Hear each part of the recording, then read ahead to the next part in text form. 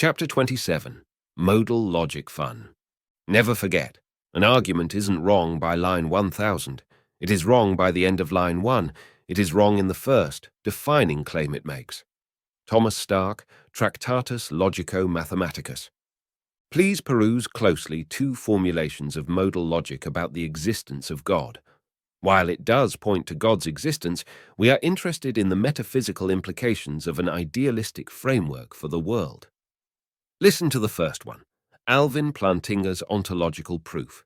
It is possible that God, maximal great being, exists. If it is possible that God, maximal great being, exists, then God exists in some possible world. If God, maximal great being, exists in some possible worlds, then God exists in all possible worlds. Otherwise, he could not be maximally great. If God, maximal great being, exists in all possible worlds, then God exists in the actual world. If God exists in the actual world, then God exists. This argument is just another version of the original formulated by St. Anselm of Canterbury. Later versions include those by the philosopher René Descartes, the famous mathematician Kurt Friedrich Gödel, and the contemporary philosopher Alvin Plantinga. Most philosophers accept the argument as logically coherent in that the premises are not self-contradictory, for example, square circles, and each follows the next appropriately. So, it is also commonly accepted that, if God can exist, he must necessarily exist. In other words, God is, by definition, that being of which no other can conceive as greater, and existence is more excellent than non-existence. However, my goal here is not to prove God's existence per se, but to demonstrate the truth of idealism with which God's presence is commensurate. Here is the second one. Listen closely. It is the opposite argument. Peter van Inwagen's correct atheist proof. It is possible there is a non-sentient, mindless world. Since a non-sentient, mindless world is not incoherent, then it is a possible world. If a possible world is a non-sentient, mindless world, then God does not exist in that world. Therefore, God does not exist in every possible world. Therefore, if God does not exist in every possible world, God is not necessary, and by the law of contraposition is impossible. Therefore, God is impossible and does not exist. This argument counters the classic ontological argument for God by using modal logic to prove that mindless worlds exist in the set of possible worlds. Since God is not mindless, God cannot logically exist in a possible mindless world. This would counter God's necessity, making him a contingent being, and not God. However, like the previous argument, this argument is also valid using modal logic in that the conclusions flow from the first premise without incoherence. So, we have two valid but contradictory conclusions about God's existence.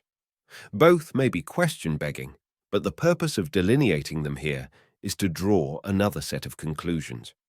However, a few ideas need explanation before moving forward from this stalemate.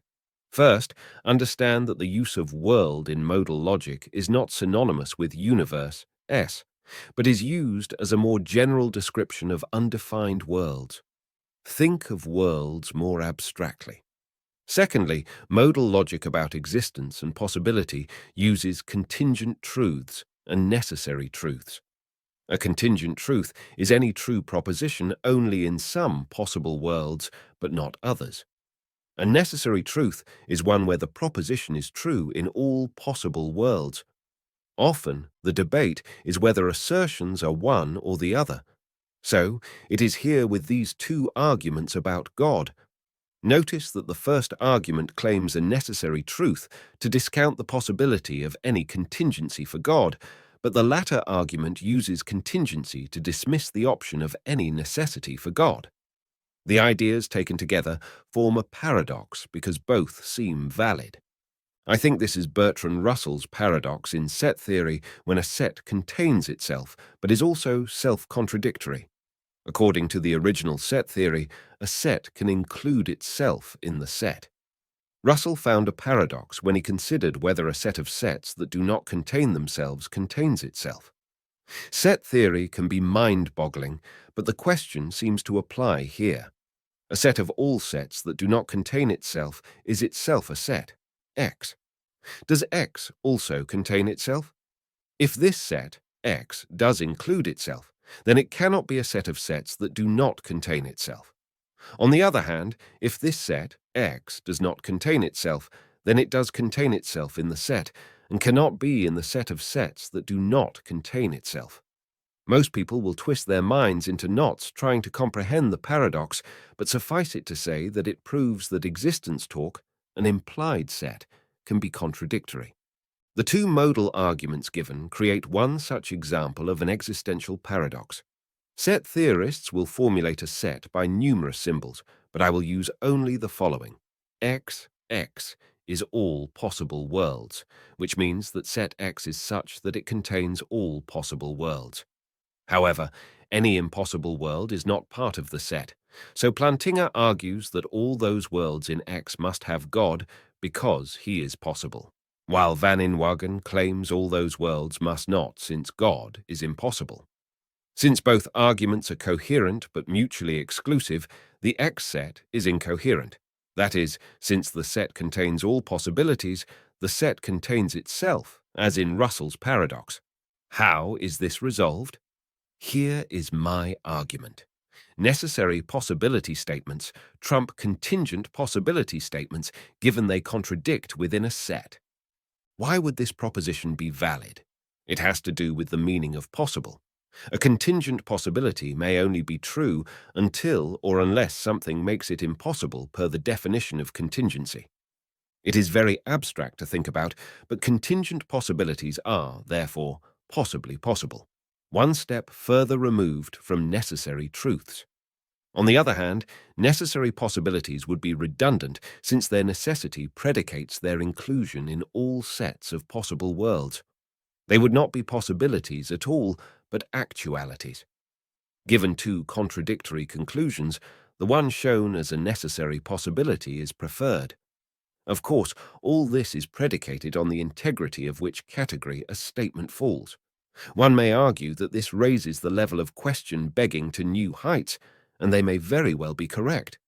Nonetheless, we have between these two arguments a case in point. Plantinga and fellow philosophers make the necessity argument. Peter van Inwagen and his fellow atheists explicitly makes the contingency argument. Hence, Plantinga trumps Van Inwagen, if necessary. Possibility statements override contingency possibility statements. In other words, the first premise in the atheist view, it is possible there is a non-sentient world, is false if necessary possibility statements trump contingent possibility statements given they contradict in the same set. This is all fine and dandy, as my grandmother would say. But notice something interesting about the corollary here. If it is not possible that there are mindless worlds, then all possible worlds are mindful. If all possible worlds are mindful, then the actual world is mindful, empirically true. Accordingly, materialism must be false because materialism postulates that only non-mindful objects exist. If the materialist says that minds are emergent or epiphenomenal, they are dualists, not materialists. You may think that this does not rule out dualism. Dualism is the belief that mind and physical substance share a common world. I would argue that a mindless world is only possible if one distinguishes between mind and matter, so that mind and matter are ontologically different. It is a distinction, after all, that separates possibilities. If dualism is true in the actual world, then it is possible that variations between mind and matter can be actual in other worlds. It would not be incoherent to say that the mind exists in some worlds and not others. If I have 2 pennies in this world, nothing is necessary to make those 2 pennies connected in all possible worlds. So there is a possible world where I have 1 penny, another where I have 3 pennies, and so on. If there are possible worlds that share mind and substance, then it follows there are possible worlds where they do not. Therefore, Dualism contradicts the ontological argument since it infers the possibility of a mindless world, just as the materialist argument. Thus, dualism is a contingent possibility statement. However, there is a necessity between God and idealism. If there is a God, all possible worlds must be mindful. This idealism is valid if all possible worlds are mindful and dualism is ruled out. In other words, if you believe in God, you should conclude that the world is ideal, not dualist or materialist. If you do not believe in God, you must be a materialist and think that minds are illusory and must agree that God is impossible. Only the materialist point of view is compatible with atheism and only idealism with theism. It is either idealism or materialism. As we have already argued, modal arguments or not, materialism is quickly becoming a bankrupt worldview.